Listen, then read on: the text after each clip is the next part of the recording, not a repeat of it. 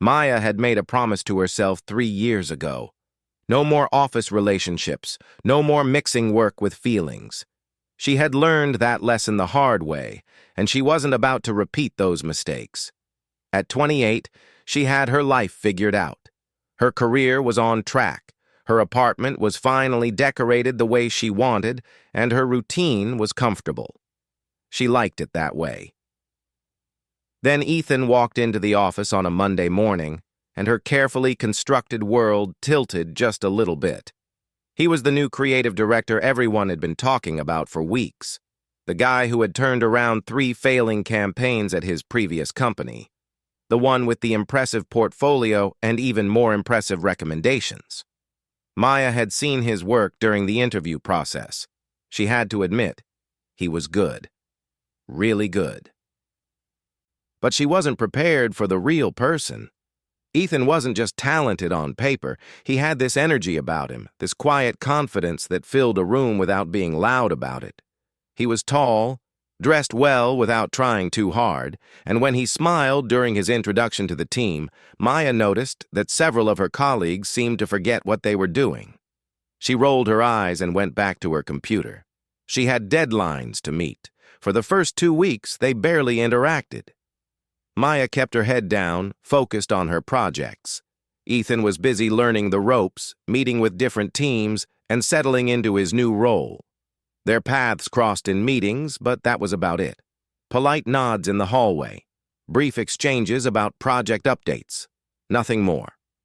Then came the charity event. The company organized it every year. It was one of those things everyone participated in because it looked good and felt good.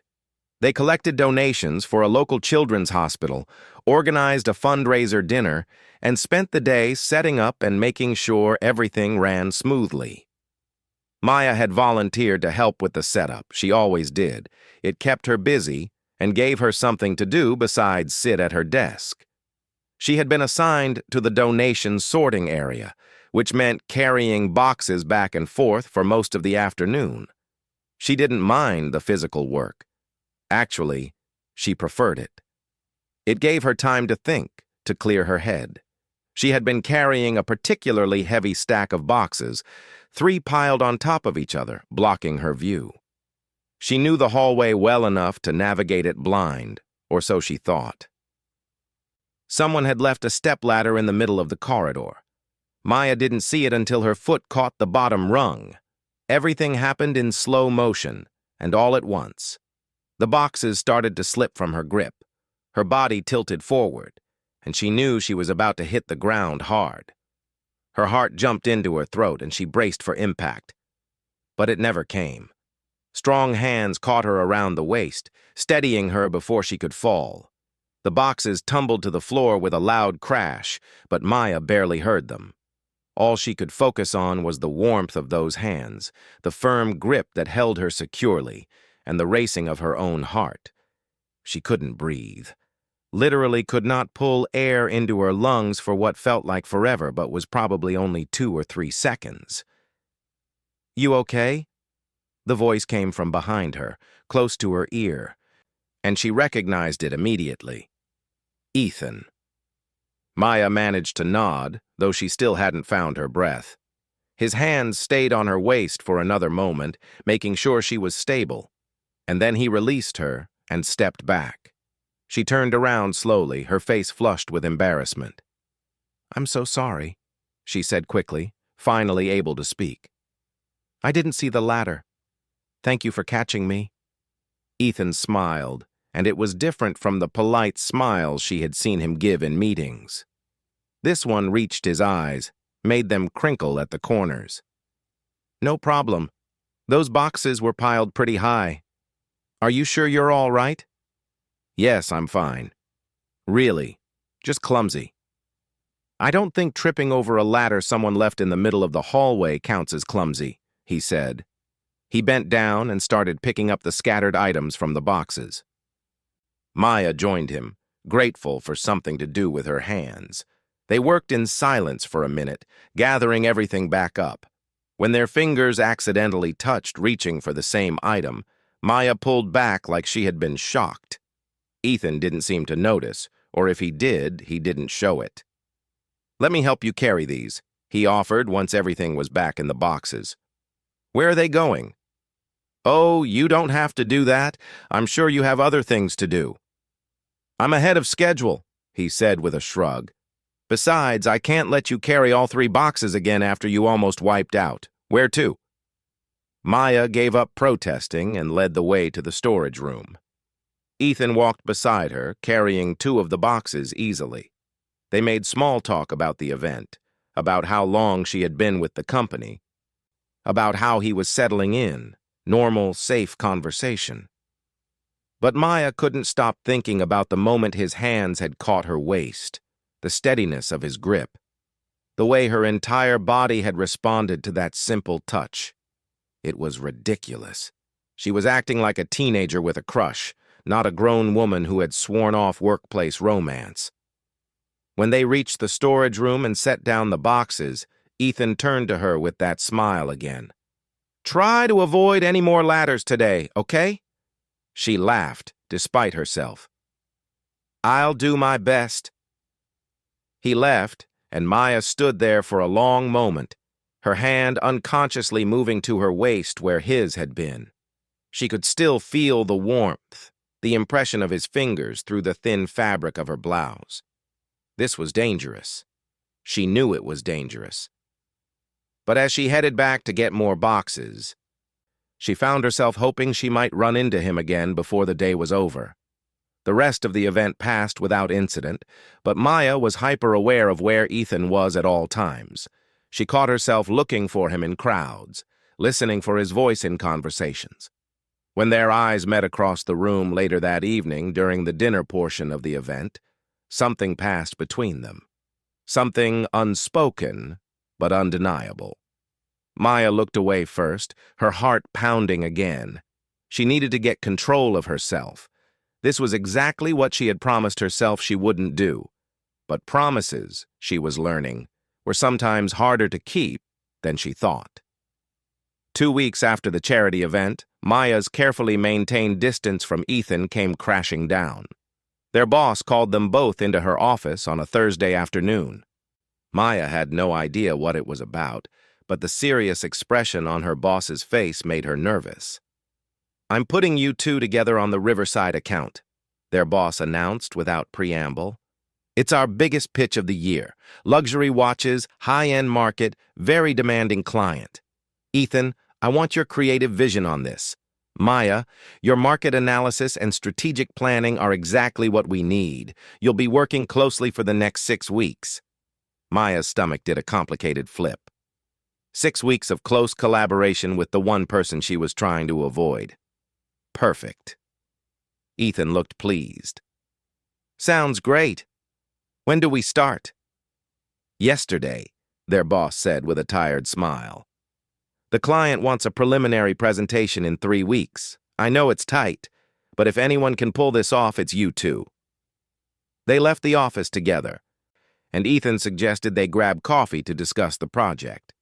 Maya couldn't exactly say no, so she found herself sitting across from him at the small cafe on the ground floor of their building 20 minutes later.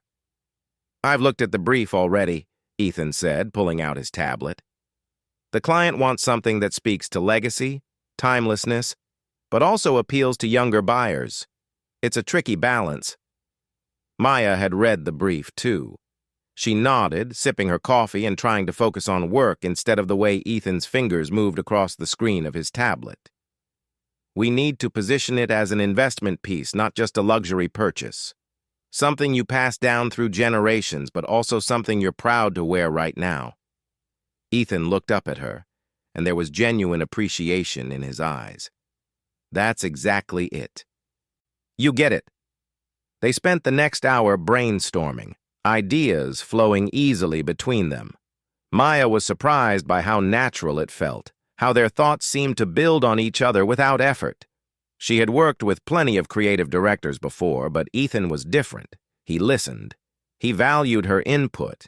He pushed her to think bigger while respecting her strategic approach. By the time they finished their coffee, they had the skeleton of a concept. It was rough, needed work, but it had potential. We're going to need to put in some long hours on this, Ethan said as they walked back to the office. I hope that's okay. I'm used to it, Maya replied. Whatever it takes to get the job done. And so began the late nights. At first, it was just staying until 7 or 8 in the evening. Then it became 9 or 10. Before long, they were regularly working past midnight, fueled by coffee and takeout food and the kind of creative energy that comes when you're onto something good. Maya learned things about Ethan during those late nights. Small things at first. He liked his coffee black. He had a habit of running his hand through his hair when he was thinking hard about something. He could sketch surprisingly well for someone whose main job was strategy and direction. Then came the bigger things. One night, around 1 in the morning, they were both exhausted. The office was completely empty except for them. They had been staring at the same mood board for 20 minutes without making progress. Ethan leaned back in his chair and sighed. Want to take a break? He asked. Please, Maya said, rubbing her tired eyes. They ended up on the small balcony that was attached to their floor. It was technically a fire escape, but people used it for smoke breaks and fresh air. The city lights spread out before them, and the night air was cool and refreshing after hours in the climate-controlled office. Can I ask you something? Ethan said after a few minutes of comfortable silence. Maya tensed slightly but nodded. Sure. Why marketing? What made you choose this career? It wasn't what she expected him to ask. She thought about it for a moment. I like solving puzzles, she finally said. Figuring out what makes people connect with something, why one message works and another doesn't. It's like detective work, but creative. Ethan smiled. That's a good answer. Better than mine. What's yours? I stumbled into it, he admitted. I was actually studying architecture in college, but I took a marketing class as an elective and realized I liked building brands more than building structures, stories more than blueprints. They talked more after that, about their paths, their choices, the moments that had shaped their careers. Somewhere in that conversation, Ethan mentioned that he had been married. Past tense. Maya didn't pry, but he offered the information anyway. It ended 2 years ago. We were together for 5 years, married for 3.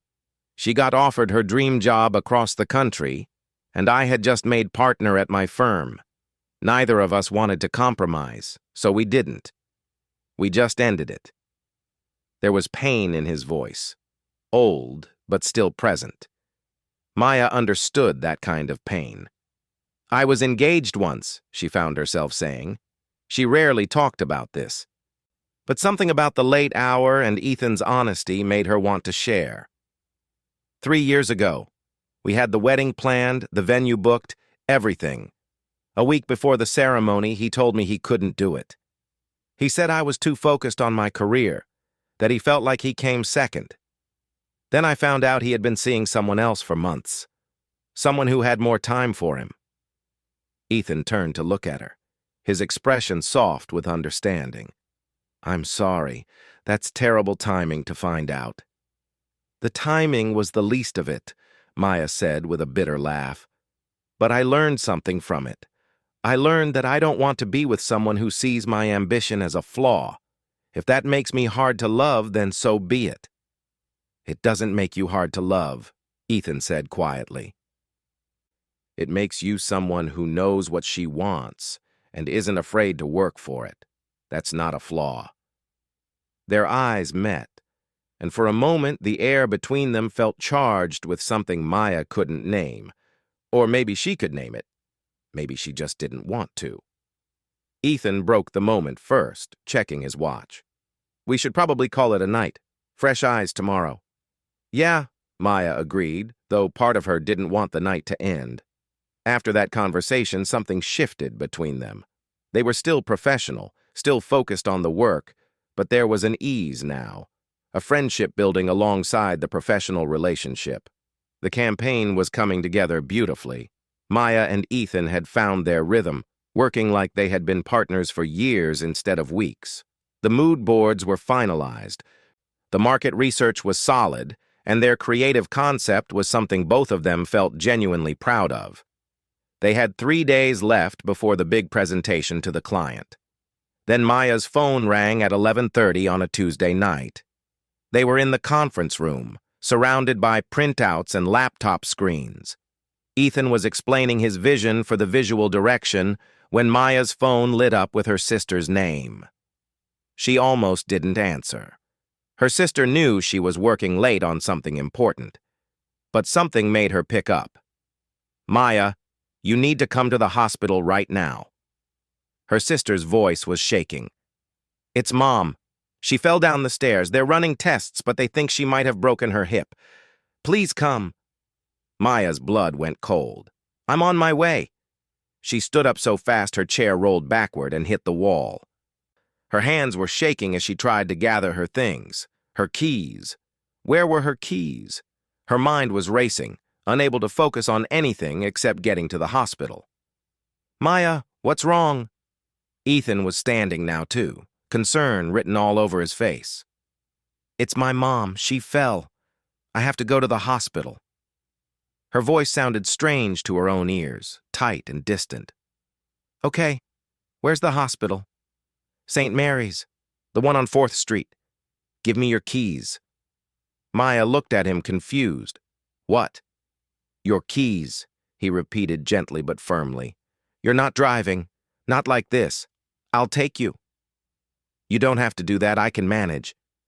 "Maya." He stepped closer, his hand on her shoulder, steady and grounding. "Give me the keys. Please." She handed them over without further argument. Her mind was too scattered to fight, and honestly, she was grateful. The drive to the hospital was a blur. Ethan drove carefully but quickly, not saying much, just letting her sit with her worry. When they pulled into the emergency room parking lot, Maya was out of the car before he had fully stopped. "Go," he said. "I'll park and find you." She ran into the emergency room, found her sister in the waiting area. Her sister looked exhausted and scared, and they hugged tightly. "They took her for X-rays 20 minutes ago. We're still waiting to hear." Maya sat down, her leg bouncing with nervous energy. 5 minutes later, Ethan appeared with 2 cups of coffee from the hospital cafeteria. He handed one to her sister, one to Maya, and then sat down in a chair slightly apart from them, giving them space but staying close. The hours crawled by. Midnight became 1 o'clock, then 2, then 3. The doctor finally came out at 4 in the morning. Maya's mother had indeed broken her hip, but the surgery had gone well.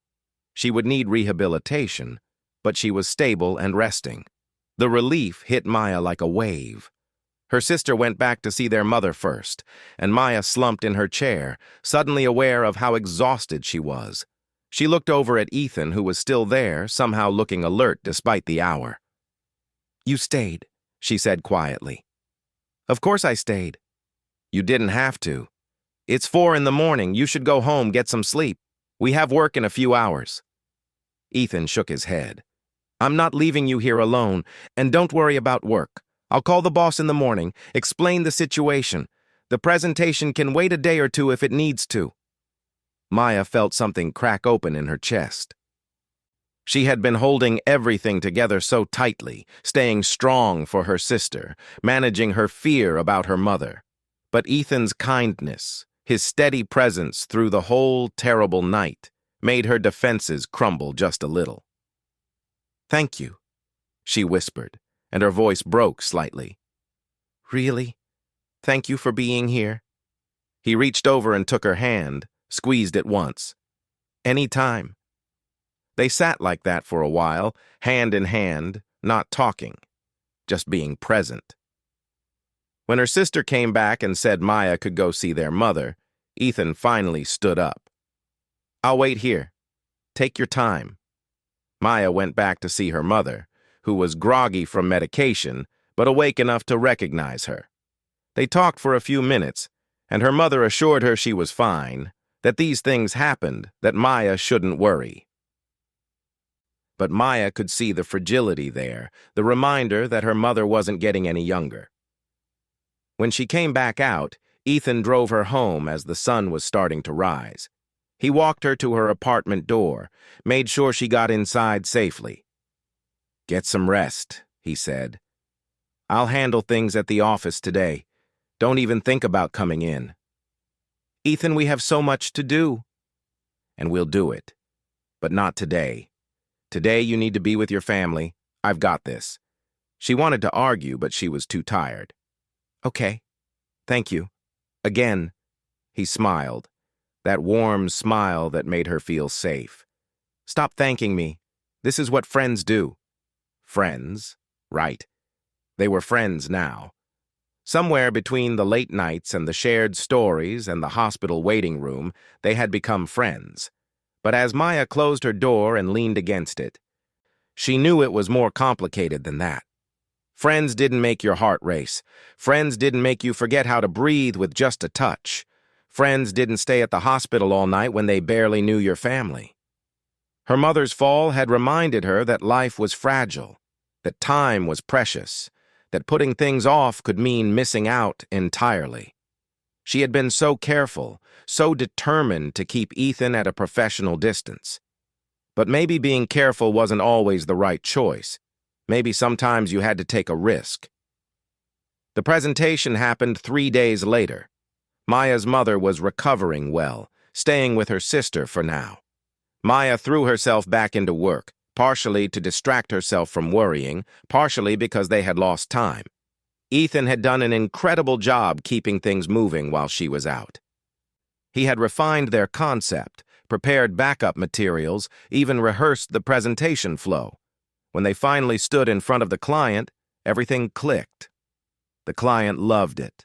They didn't just approve the campaign. They expanded it, wanting to roll it out across multiple markets.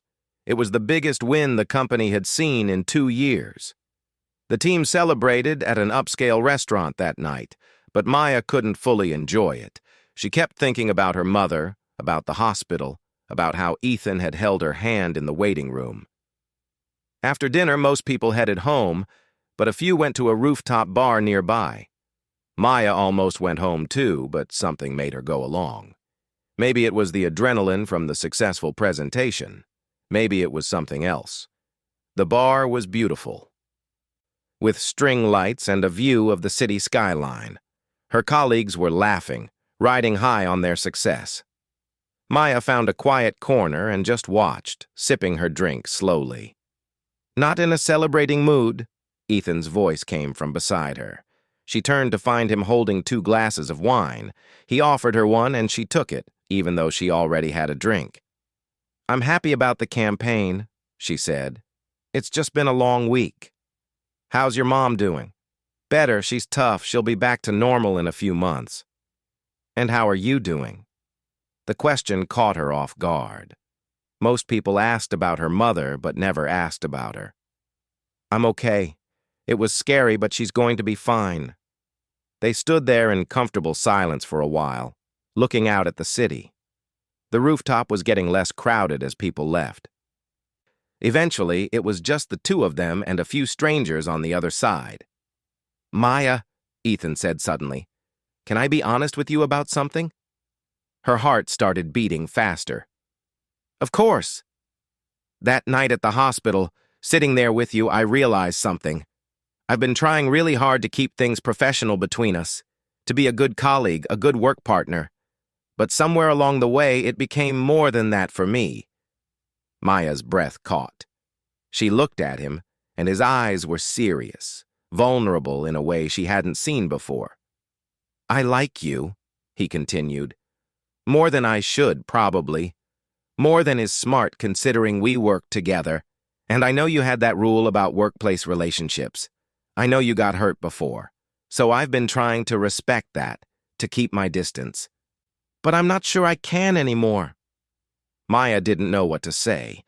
Every rational part of her brain was screaming warnings. This was exactly what she had promised herself she wouldn't do.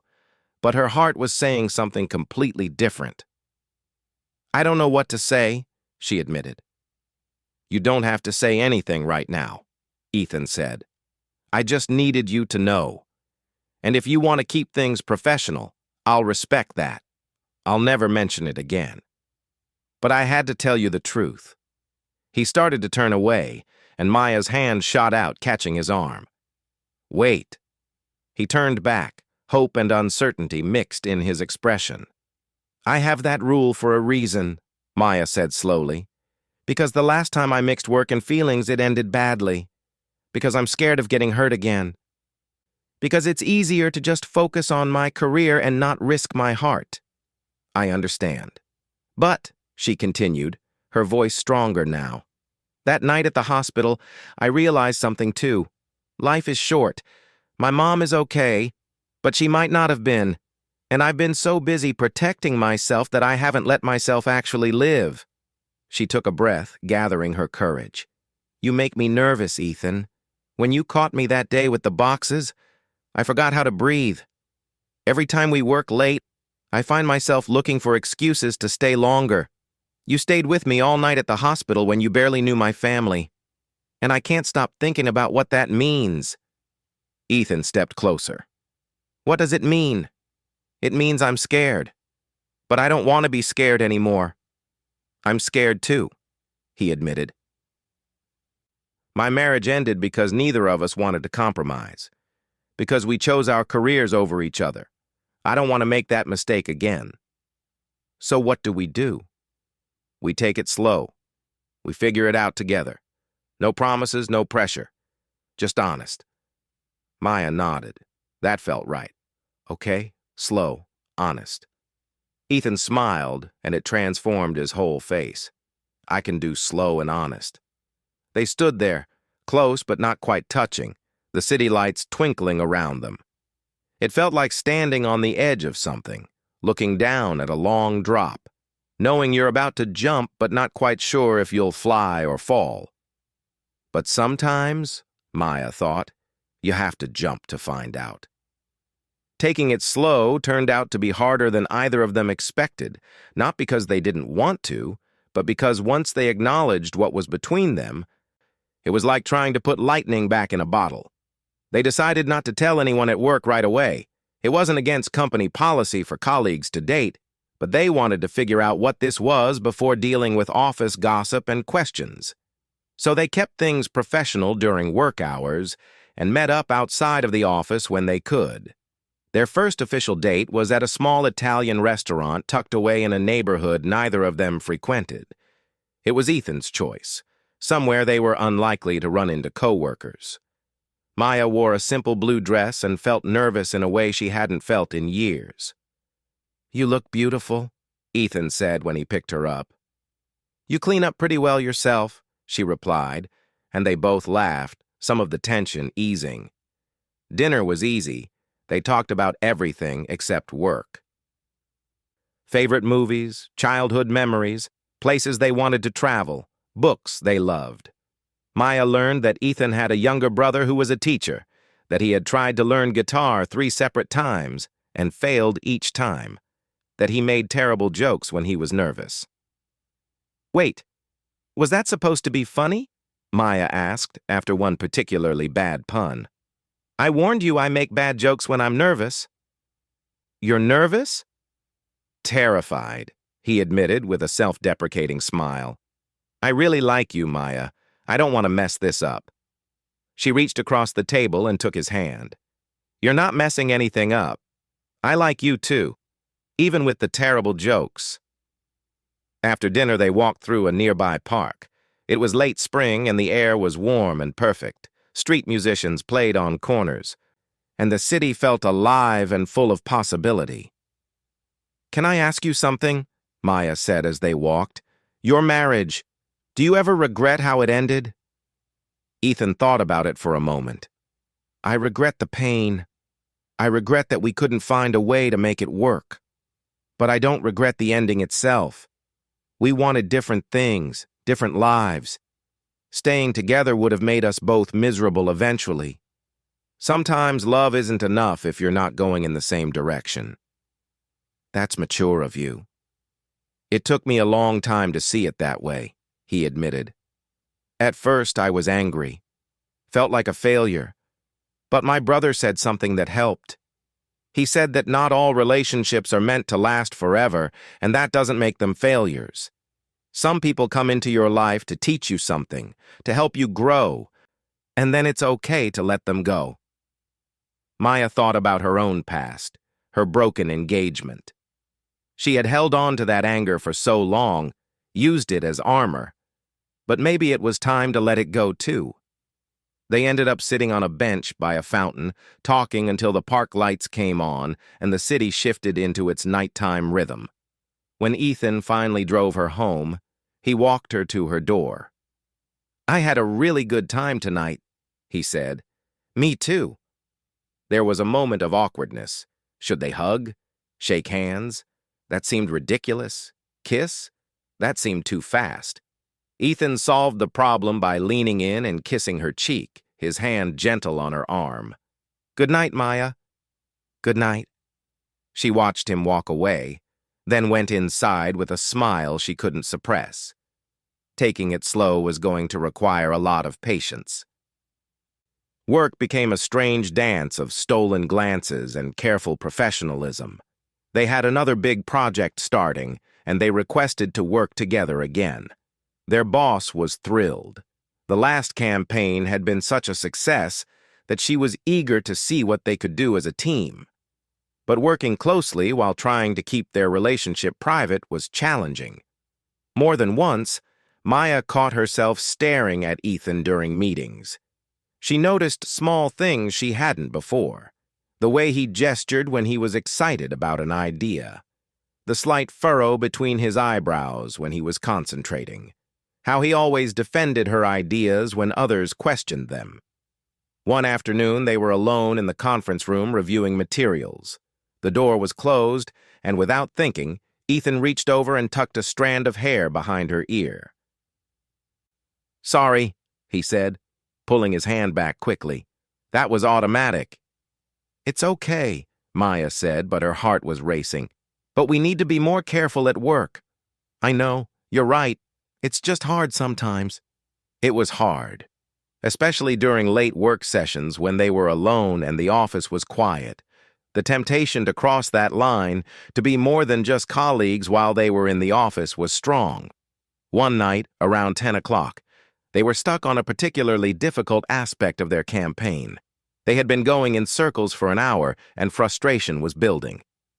"Maybe we should just scrap this whole direction," Maya said, rubbing her temples. "Start fresh." "We don't have time to start fresh. The client wants preliminary concepts by Friday." "Well, this isn't working." "I know it's not working, Maya." "You don't have to tell me that." His tone was sharper than usual, and Maya felt a flash of anger. "Don't snap at me. I'm trying to help." Ethan stood up and walked to the window, running his hand through his hair. Maya recognized the gesture. He was stressed. After a moment of tense silence, he turned back to her. "I'm sorry. That wasn't fair. I'm just frustrated with the project, not with you." "I know. I'm frustrated too." He came back to the table and sat down, this time in the chair next to her instead of across from her. "We're a good team, right? We can figure this out." "We're a good team," Maya agreed. They worked for another hour and finally had a breakthrough. When they did, Ethan turned to her with excitement in his eyes. "That's it. Maya, that's exactly what we needed." She was excited too, but more than that, she was aware of how close they were sitting, how easy it would be to close that small distance between them. "We should celebrate," she said. "Should we?" "Nothing big, just acknowledging that we did good work." Ethan smiled, and she saw the exact moment he understood what she was really saying. They were alone in the office. It was late. No one would see. He leaned in slowly, giving her time to pull away if she wanted to. She didn't want to. When his lips met hers, it was gentle at first, tentative, then deeper, weeks of restrained attraction pouring into that kiss. When they finally pulled apart, both were breathing hard. "We said we'd be professional at work," Maya whispered. "We did say that," Ethan agreed, his forehead resting against hers. We're terrible at following our own rules. He laughed softly. The worst. They kissed again, and this time there was no hesitation. Maya's hands found his hair, and his hands pulled her closer. It felt right in a way that scared her because she had felt this before with someone else, and it had fallen apart. As if sensing her thoughts, Ethan pulled back slightly. Hey, where'd you go? Just thinking. Worrying, maybe. About us? About getting hurt. About this not working out. About all the ways this could go wrong. Ethan took her hands in his. I can't promise you that this will work out perfectly. I can't promise that we won't have problems or that it'll be easy. But I can promise that I'm all in. I'm not going anywhere unless you tell me to go. And I'm not going to choose my career over you. I did that once, and I learned from it. Maya looked at him. This man who had somehow become so important to her in such a short time. I'm scared, she admitted. I know, I'm scared too. But I think you're worth being scared for. It was exactly what she needed to hear. Not promises of perfection, but honesty. Acknowledgement that this was risky, but worth the risk. Okay, she said. Let's be scared together. They sat there for a while longer, not kissing, just holding hands and finishing up their work. When they finally left the office that night, Ethan walked her to her car like always. Dinner this weekend? He asked. Somewhere we don't have to hide? I'd like that. Driving home, Maya felt something she hadn't felt in years. Hope. Real, honest hope that maybe this time could be different. That maybe she had found someone who understood her ambition, matched it, and didn't see it as something to compete with or resent. Maybe she had found someone who made being scared feel like an adventure instead of a burden. Maya's mother was the first person to figure it out. She was recovering well, back in her own home now with weekly physical therapy. Maya visited every Sunday for lunch, and 3 months into secretly dating Ethan, she made the mistake of checking her phone too many times during the meal. Who is he? Her mother asked with that knowing smile mothers have. What? Who's who? The man who keeps making you smile at your phone. You've checked it 6 times in the last 20 minutes. Maya felt her face flush. It's no one. Just a friend. Maya, honey, I'm your mother. I know what just a friend looks like, and that's not it. So who is he? Maya gave up pretending. His name is Ethan. We work together. We've been seeing each other for a few months. A few months? And you're just now telling me? We were taking it slow, making sure it was real before telling people. Her mother reached across the table and took her hand. And is it real? Maya thought about the past 3 months, the coffee dates before work, the long phone calls at night when they couldn't see each other, the way Ethan had met her sister and nephew last week and spent an hour playing games with a 4-year-old without complaining once, the way he remembered small things she mentioned in passing, how he brought her favorite tea when she was stressed, the way he looked at her like she was the most important person in the room. Yeah, Mom, it's real. Her mother smiled. Then I'm happy for you. When do I get to meet him? Are you sure you're ready for that? Meeting the parents feels like a big step. Sweetheart, you were engaged before and that man never once asked about my life or interests. If this Ethan is worth your time, I want to meet him. Besides, I want to thank him for staying with you at the hospital that night. Your sister told me about that. So the following Sunday, Ethan came to lunch.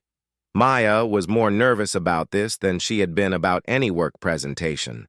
But Ethan charmed her mother within 10 minutes, asking about her recovery, complimenting her cooking, and genuinely listening to her stories.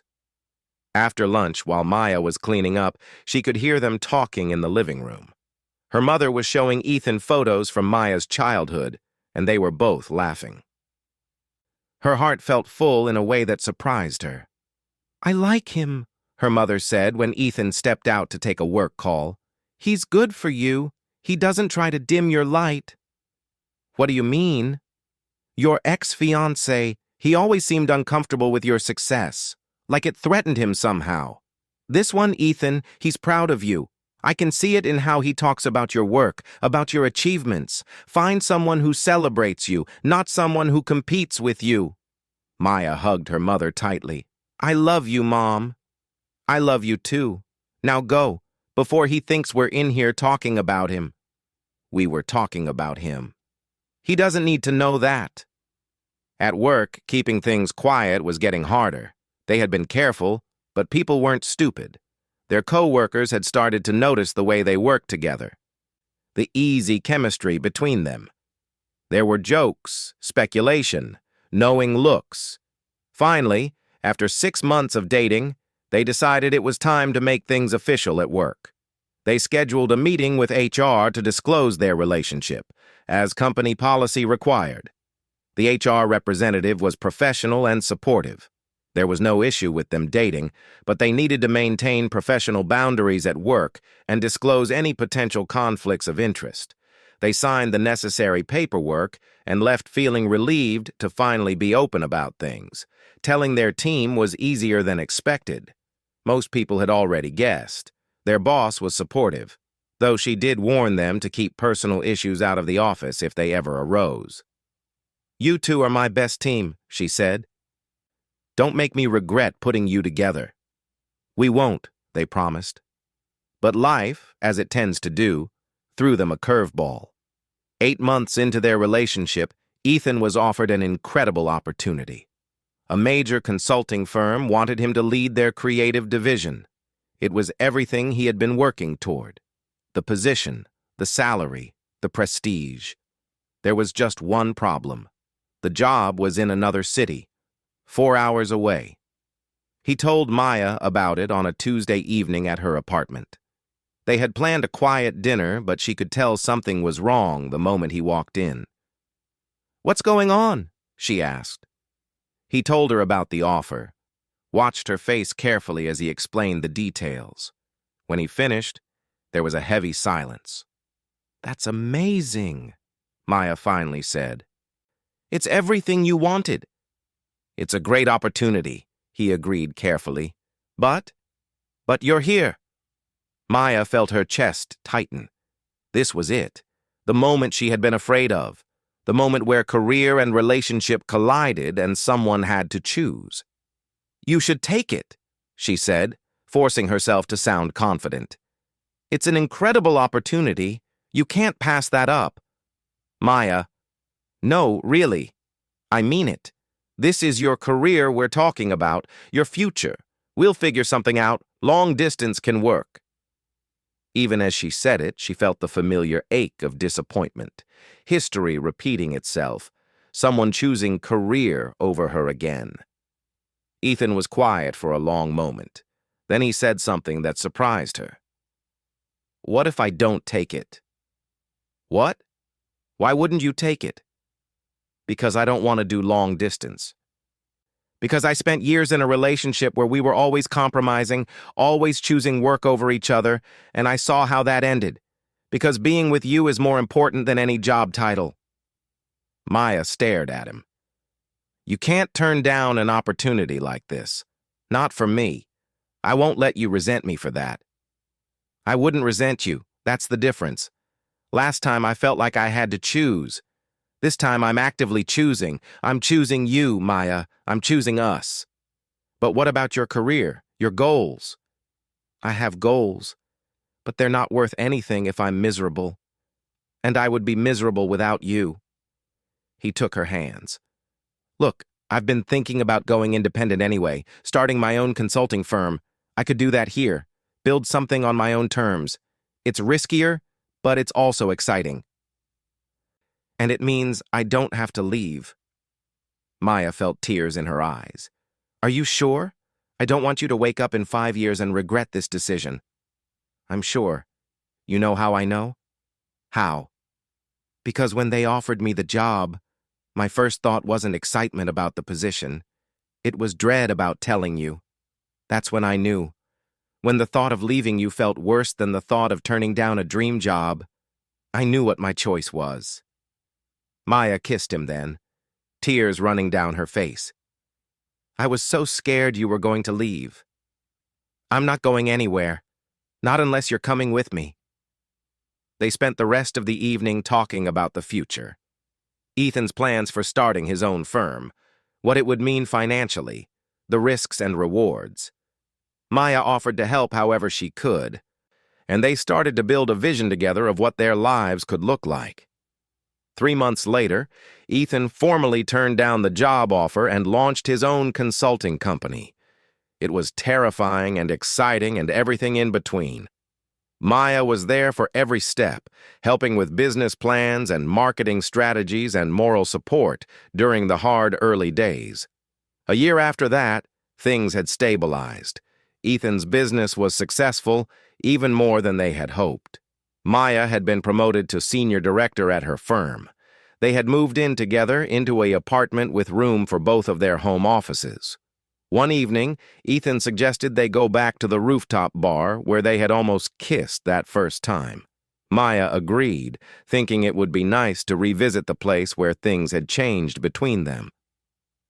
The bar was just as beautiful as she remembered. String lights, city views, the hum of conversation around them.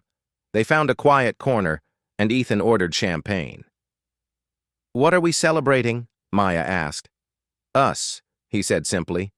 2 years ago, I caught you before you fell. Tonight, I want to ask if you'll let me keep catching you for the rest of our lives." He got down on one knee, pulling out a small velvet box. Maya's hands flew to her mouth. "Maya, you are the smartest, strongest, most amazing person I know. You challenge me, support me, and make me want to be better every day. I love your ambition. I love your kindness. I love how you forget to breathe when I touch your waist, and I love that you let me close enough to notice. Will you marry me?" Maya was crying and laughing and nodding all at once. "Yes, yes. Of course, yes." He slid the ring onto her finger and stood up, pulling her into his arms. The bar erupted in applause from strangers who had been watching, but Maya barely noticed. All she could see was Ethan. All she could feel was his arms around her waist, that same spot where he had first touched her 2 years ago and changed everything. "I love you," she whispered. "I love you too. And I promise I'll always choose you, every single day." They kissed there under the string lights, surrounded by the city they both loved, and Maya realized something. Taking risks had been scary. Letting someone in after being hurt had been terrifying. But standing here now, engaged to a man who saw her strength as something to celebrate rather than compete with, she knew it had all been worth it. Sometimes the best love stories start with an accidental touch. Sometimes they grow through late nights and shared dreams. Sometimes they survive tests and difficult choices. And sometimes, if you're very lucky, they turn into forevers. Maya had forgotten how to breathe that first time Ethan held her waist. Now, 2 years later, with his ring on her finger and his arms around her, she had never breathed easier in her life. This was what it felt like to be chosen, to choose someone back, to build something together that was stronger than any individual ambition. This was what it felt like to be home,